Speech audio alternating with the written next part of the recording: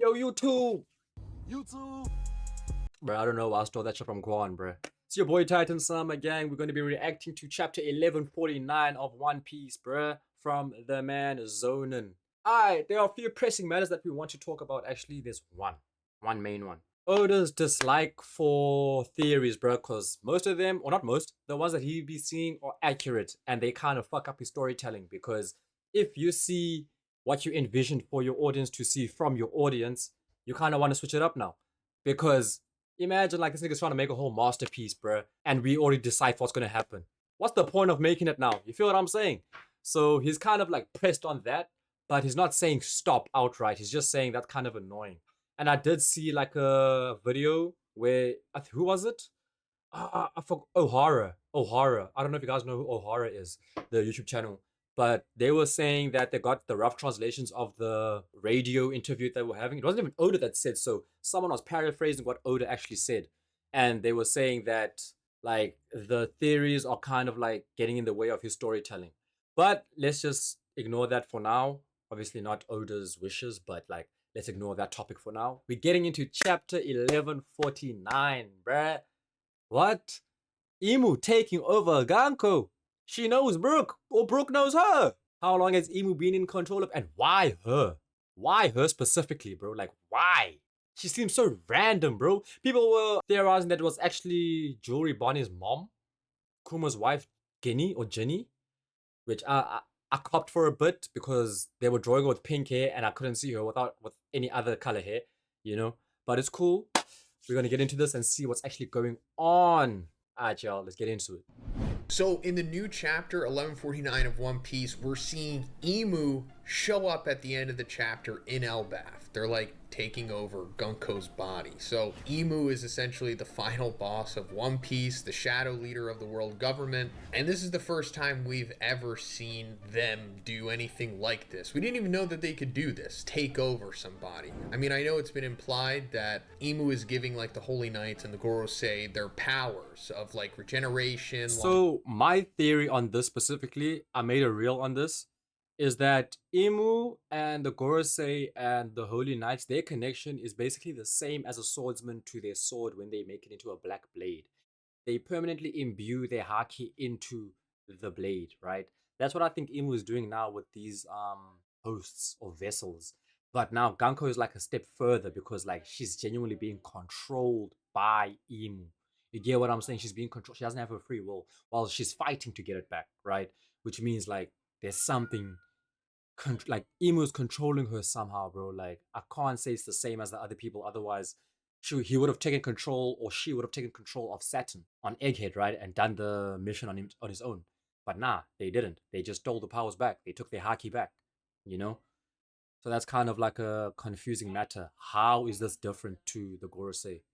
Longevity, and the ability to travel through that teleportation circle abyss. But now it's implied, I guess, that Emu can just take them over as well, or maybe it's just Gunko specifically, and that's why Gunko is a Holy Knight, and we'll get into that because Gunko's character arc is starting to open up, and we're seeing some of their backstory, or what we assume to be their backstory. So we're gonna like fast forward to the ending sequence of this chapter, and this is happening after Gunko is defeating Scopper. Because once Scopper reaches where Gunko is holding Colin hostage, he uses like his future sight observation haki, just how we've seen Shanks, Luffy, Katakuri, and other characters use throughout the series. He's able to see a couple seconds into the future, or maybe even a minute, I don't know. And Gunko is immediately going to kill Colin before Scopper can make his move and save him. So he just gives up, and then Gunko just blasts him with her arrows. Scopper's essentially done after that point. But after that, suddenly Gunko starts to like disassociate. And these like memories are starting to go through her head, and she's like, you know, whose memories are these? And case in point, guys, I don't even know if that's the right way of using that phrase, but I haven't read the series yet. I'm gonna read it after this reaction. I wanted it to be like a blind reaction.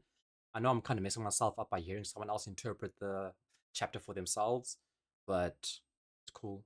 I'm a YouTuber at heart before a One Piece reader. What?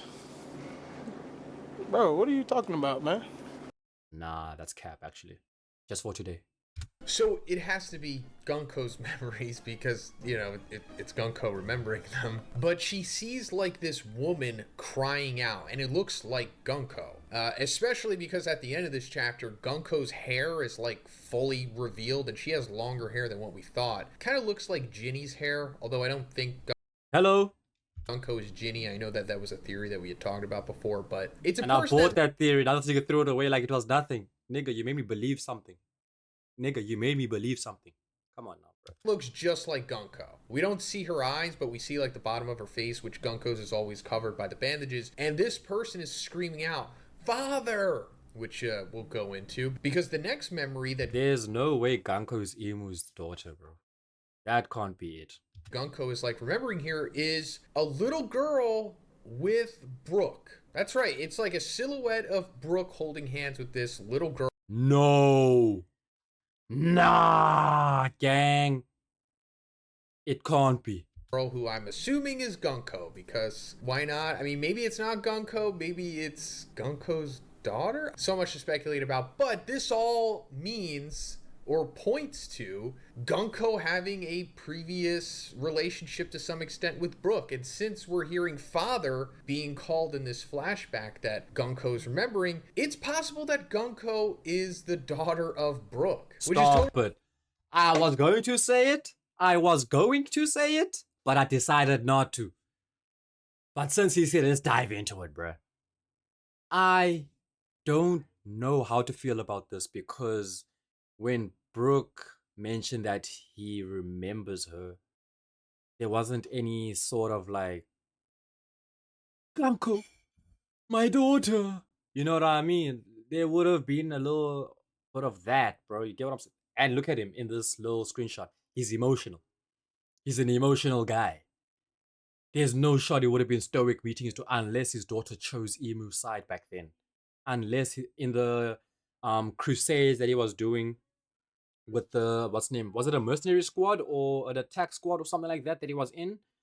For a kingdom. Unless from there they went to Mirijoa and Gunko decided to stay there. Or Gunko liked the, how can I say, CD life, the celestial dragon life, and then he disowned her from there. But I doubt Brook as a character would react like that if he's just seen his long lost daughter, right? I don't know how to feel about this, bro. I don't know how to feel about this. I might be yapping myself though. Totally wild. We didn't know that Brook could have any family like this. He never really talked about it. Now, we talked about this before, but But I mean, that could be like how his character, not his character changed, but like that could be like the underlying seriousness of Brook. He's completely cut ties with his daughter. Maybe Luffy is gonna heal him into forgiving her. If this is the case, deepest, I guess, we can go into Brook's backstory is just essentially what he told himself to the Straw Hats, like once he joined the crew. He said, "I'm a wanted man. My nickname is Humming Swordsman Brook. I have a bounty of 33 million berries on my head. Long ago, I was the leader of a battle convoy in a certain kingdom. After that, I served with the Rumbar Pirates as the musician swordsman and later stepped in as captain." So it's possible that this certain kingdom later stepped in as captain. Okay, now I'm reading way too deep into this. Classic Otis speech there. That he was the leader of the battle convoy. This might be where Gunko comes from. Which may or may not mean that Gunko is Brook's daughter. Still not sure. I mean, the only thing we can really go off of is the holding hands thing and this woman screaming out father. Whether that's Gunko or Gunko's mother still remains to be seen. I mean, also, we go into the whole connection that Gunko and Brook had coming into this arc anyway, because we first saw Gunko listening to Brook's music, and then later, once she encountered Brook, she, like, stepped on him and was like, and tried to make this nigga a musical slave, bro. She tried to make my nigga a musical slave, gang. Like, what? I want to make you my eternal music slave or whatever. Like, right? Like, what?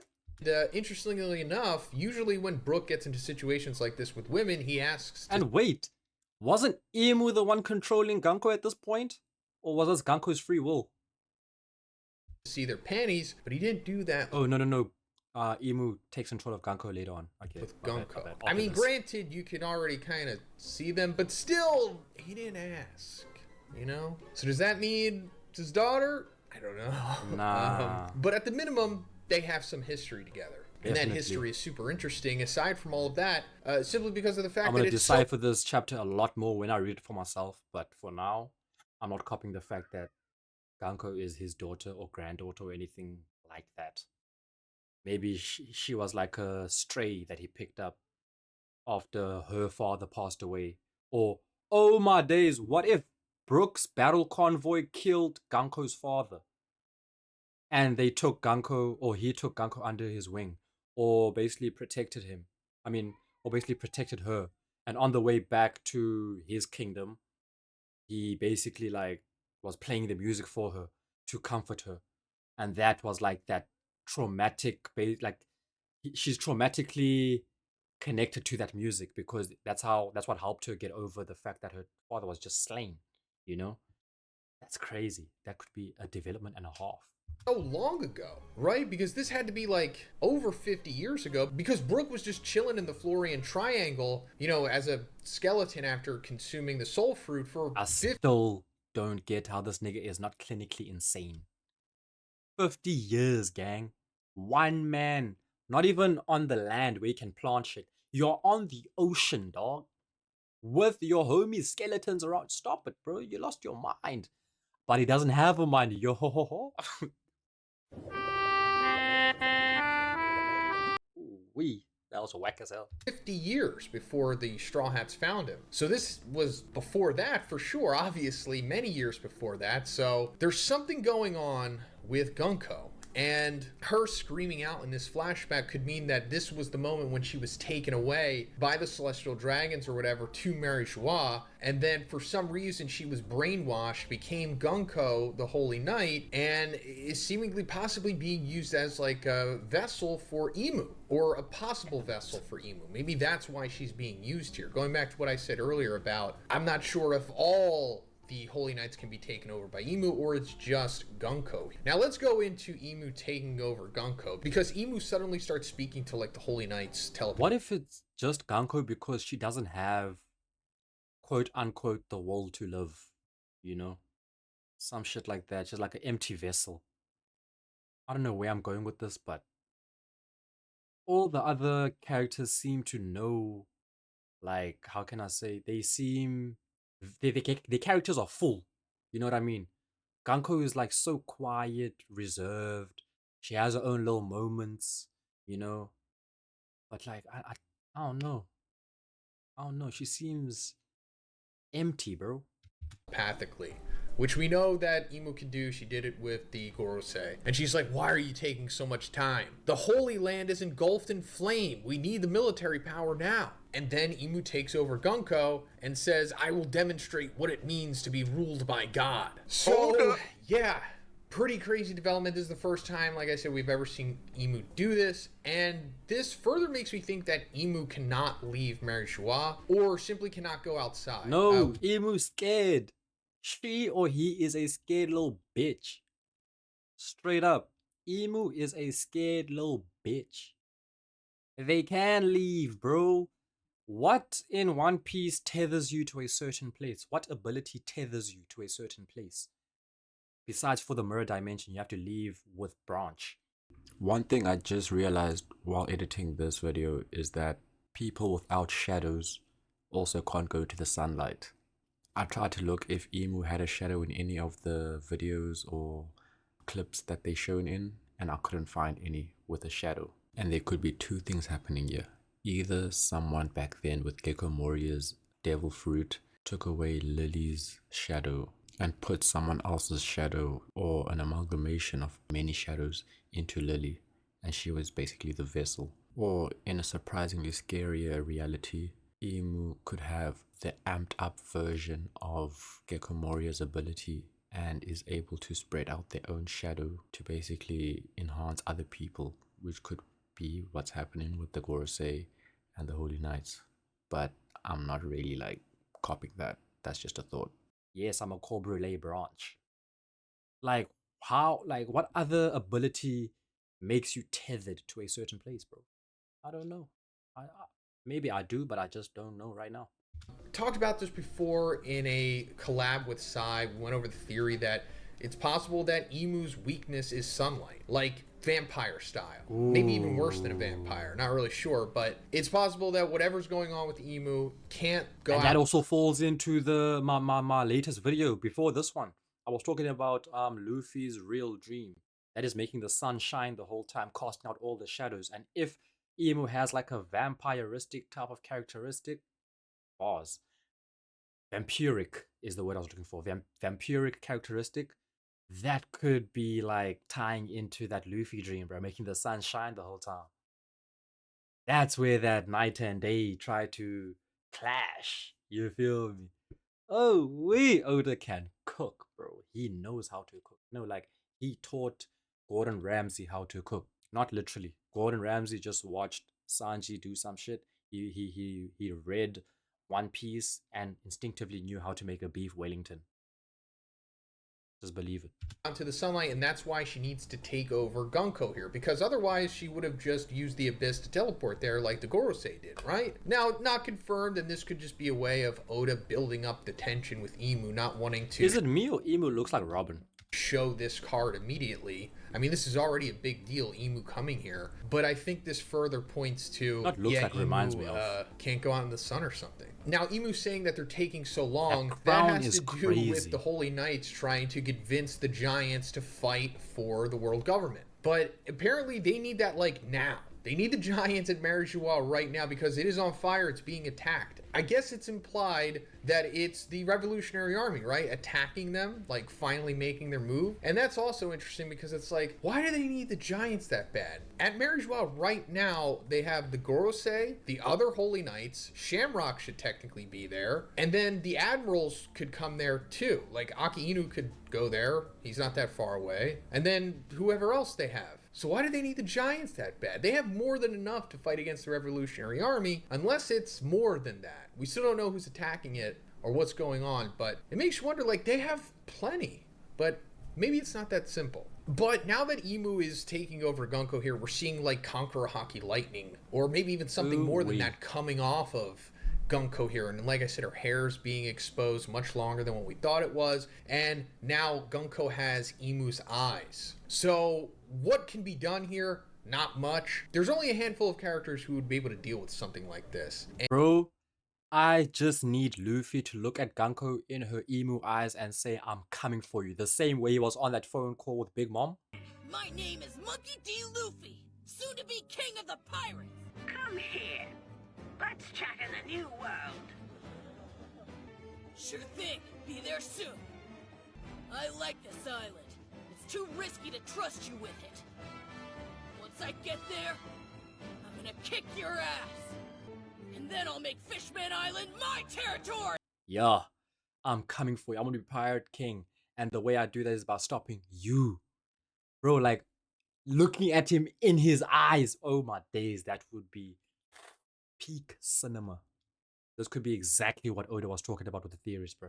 And one of them is already taken down in Scopper, so I guess it's going to have to be Luffy, Zoro, and Sanji. Loki is still injured and recovering. I mean, maybe he could fight for like a minute or two, but I'm thinking like we're going to see Emu just take out a whole bunch of people in the next chapter, maybe giants and whatnot, and then eventually Luffy makes his way to where they are because Luffy, Zoro, and Sanji, that whole group, they're not where the Emu Gunko stuff's going on right now. So once Luffy gets there, if he does, this would be a great introduction between Luffy and Emu, which obviously they haven't met before. So this would be really cool, and maybe we'll get a little taste of what Emu's true power is. Well, not true power, because I doubt Emu can use their devil fruit through Gunko. That would be too busted, and we don't need to see Wait, so it's not a crown through Gunko.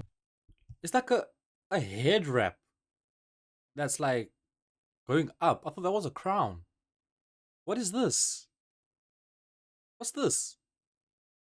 I'm That getting would way be off too topic. busted, and we don't need to see exactly what it is yet. That's going to be a long time before we see what Emu's, full power, whatever it is. But just using Gunko's, like, Devil Fruit to the fullest extent, and then using Conqueror's Haki here, which I'm assuming Gunko didn't have inherently. Maybe Emu could Damn. transfer that to Gunko or something. But yeah, let me know what you think about this chapter. That was a chapter and a half, bruh. I just want to highlight two things. Brook's link to Gunko. Here's my theory, bruh. I know I just spoke about this in the beginning of about Oda not liking the theories or whatever. But I genuinely feel like the battle convoy that Brook was on killed Ganko's father, and Brook felt bad, took her somewhere else, right, to a different place or back to his kingdom, right? And on the way back, they were trying to cheer her up with Brook's music, which is why she has that link to Brook's music right now. I don't feel like that. I don't think that's Brook's daughter, bro. I don't, because Brook would have had a whole different reaction. Um, I don't know if he would have told the Straw Hats. I don't know. I don't know. I don't want to say that he would have, but he's sworn loyalty to Luffy. So, well, if you, I don't know, bro. I don't know, but I don't think it's his daughter, right? And secondly, I'm gonna need that Luffy and Emu conversation. I'm gonna need Luffy to be on Big Dog Talk, bro. I'm talking about King of the Pirates communication, like that type of lingo, bro. The way he called Big Mom, the way he let her know what's up, the way he told her, I am pulling up. He must do that right now. Bro, if I don't see that, Oda, you fumbled that part. I'm not going to say you fumbled completely, but you fumbled that part, bro. We just need, because that is basically going to be like kicking off the final war, bro. Emu! I'm coming! No. Why am I holding your phone up? Emu's right in front of him. Emu! I'm coming after you. You did all of this. I'm coming after. That's the type of energy I need from Luffy right now, bro. No way. Okay, he might be scared of the Conqueror's Haki. Like, he's gonna be like, I've never felt this type of power in my life. This devilish Haki, unearthly Haki, right? I've never felt this in my life. But he's gonna end that little communication with, no matter what happens, I'm coming for you. Or what if he actually gets defeated by Gunko, well, Emu through Gunko, and like his last breath, like before he passes out, he tells Emu, I'm going to kill you. I'm coming after you. And he like conks out, bruh. That shit would be clean. That would be clean. Don't ever tell me it wouldn't be, bruh. But if you enjoyed the video, bruh, make sure you drop a like, subscribe, also comment down below what you guys want to happen, what you want Gunko or Emu to showcase in the next chapter, what are your thoughts on Brook and Gunko's relations. Just let me know, bro, what your thoughts are on the whole chapter, bro, and your little predictions for the next chapter. Alright, bruh, it's been your Titan. It's been your Titan. Alright, bruh, it's been your boy Titan. Deuces.